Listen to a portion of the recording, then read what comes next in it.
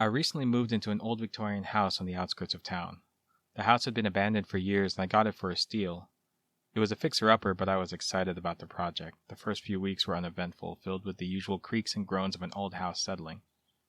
But then, things started to get strange. It began with the shadows. At first, I thought it was just my imagination. I'd catch a glimpse of something moving out of the corner of my eye. But when I turned to look, there was nothing there.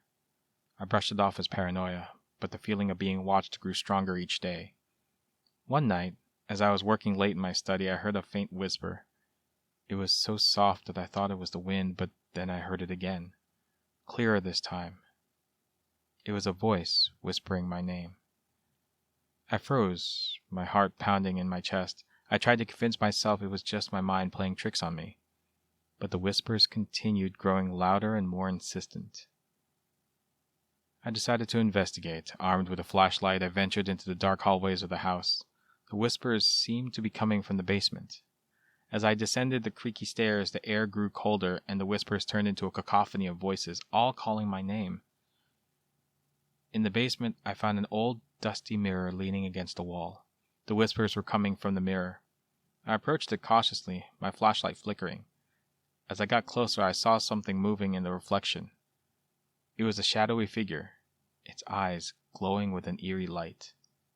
The figure reached out from the mirror, its hand passing through the glass as if it were water. I stumbled back, dropping my flashlight. The basement was plunged into darkness, and the whispers turned into screams. I felt a cold hand grasp my ankle, pulling me towards the mirror.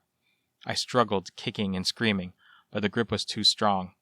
Just as I was about to be pulled into the mirror, the basement door slammed shut, and the grip on my ankle loosened. I scrambled to my feet and ran up the stairs, slamming the door behind me. I never went back into the basement after that night. The whispers stopped, but I could still feel the presence of the shadowy figure watching me. I decided to sell the house and move away, but I couldn't shake the feeling that I was being followed. A few weeks after I moved out, I received a call from the new owner. They asked me if I had ever experienced anything strange in the house. I hesitated, not wanting to scare them.